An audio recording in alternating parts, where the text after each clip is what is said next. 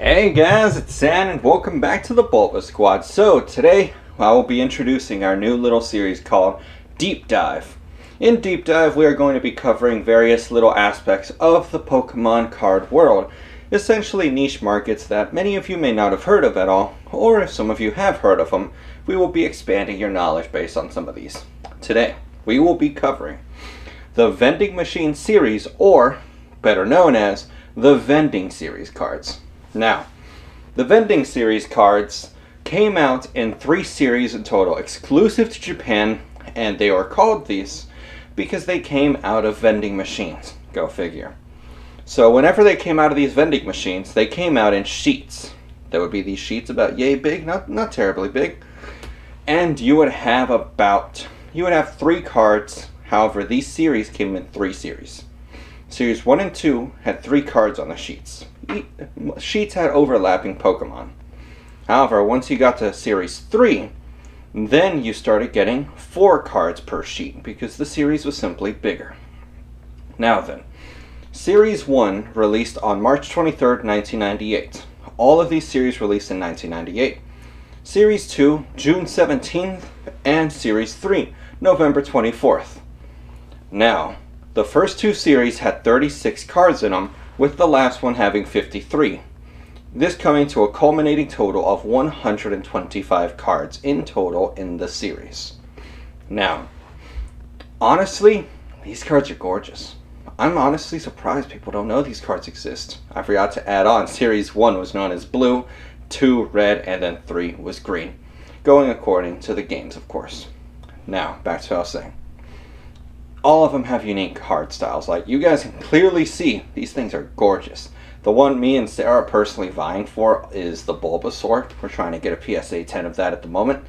And we would like to create a full binder with all of these. Now, disclaimer before we go too much further. I am personally not invested in this at the moment. Maybe down the line I'll explain why. But at the moment I'm not really interested. These are gorgeous, gorgeous, unique cards who have been reprinted every now and again. You guys may recognize some of these cards, such as Imakuni's Doduo. And there is potential for investment, but we just want a binder of these for now. And hopefully you guys find some cards you like in this set too, because all of the Vending series cards are very, and I mean very affordable. For cards that are 23 years old, somehow they're only like 20 or 30 bucks a pop. Seriously? For cards that look this pretty? I know there's a lot out there. So, let me give you some numbers real quick. On PSA, on the PSA Pop Report, you can go on there and you can type in Pokemon Japanese Vending, and you will get the PSA Pop Report for this. It is a little wonky because you get some duplicates in there because some of these cards were reprinted in other things, such as the Bulbasaur deck had the Series 1 Bulbasaur reprinted in it. But it gives you a very good overview of how much is out there.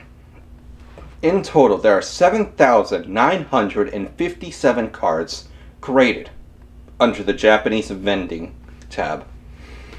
There are 128 results on that list. So that means, on average, total graded, not just 10s, total graded, there are 62 cards per card. Think about that. 23 years old. Actually, older than that for some of these because of March 23rd. And we're almost on June 17th as well.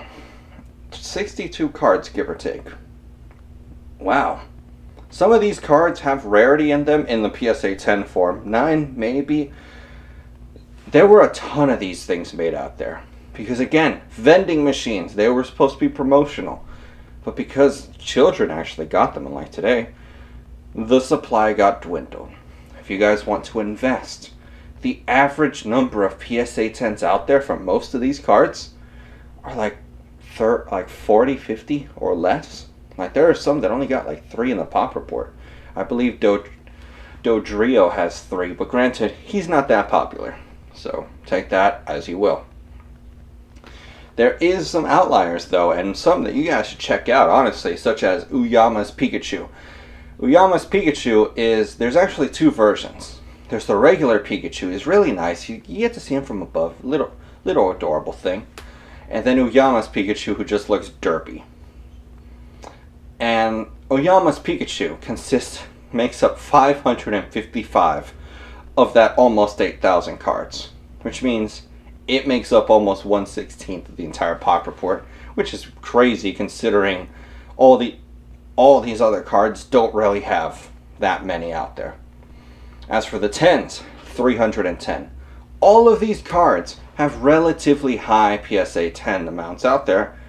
I'm willing to bet it's because a lot of people graded them. The people who graded these cards graded them because they loved them for the most part, or they got lucky. And if it's the latter, where it was just luck, then despite the millions and millions of cards going to PSA over the past year or two, there haven't been that many added to the pop report. And if it's people that graded them because they really liked them, then that means those are really not going to come back out into circulation. That's where I see the opportunity if you actually want to invest in it. Again, I'm not invested in it. I have no stake in it. My preference is you guys wouldn't invest in it, because then I can go and buy the full PSA 10 collection one day. But I think it would be a disservice to you guys to not tell you about these cards. So tell me. And that's pretty much it for this. I provided the information as this is going to be the setup. I might polish it up later on, but essentially we are going to be covering these sets. We may be talking about trophy cards, more obscure sets that exist out there, maybe even just evaluating a certain card series. Maybe we'll go look at other obscure series, you know? And I'll talk about when they released, how they were distributed, give you some information on how exactly they work, show you what they look like so you get an idea, and talk a bit about the PSA pop reports, a little bit about pricing out there, just to give you guys a good groundwork of it. And if you are more interested in it, you can go look at it yourself. These videos aren't really meant to be long. They're more so meant to be just enjoyable little tidbits of information. So, tell me, what did you guys think of this style video? Do you want me to keep trying to do this and cover other topics? Maybe some of you have little cards that you're interested in out there that you just can't find information over. If that's the case, drop a comment down below. I can do some digging, talk to some people out there, and maybe I can find more information on them for you. Or maybe it's just a card that deserves more spotlight. For example, I'm shocked not everyone knows what the University Magikarp is. And that's a perfect example.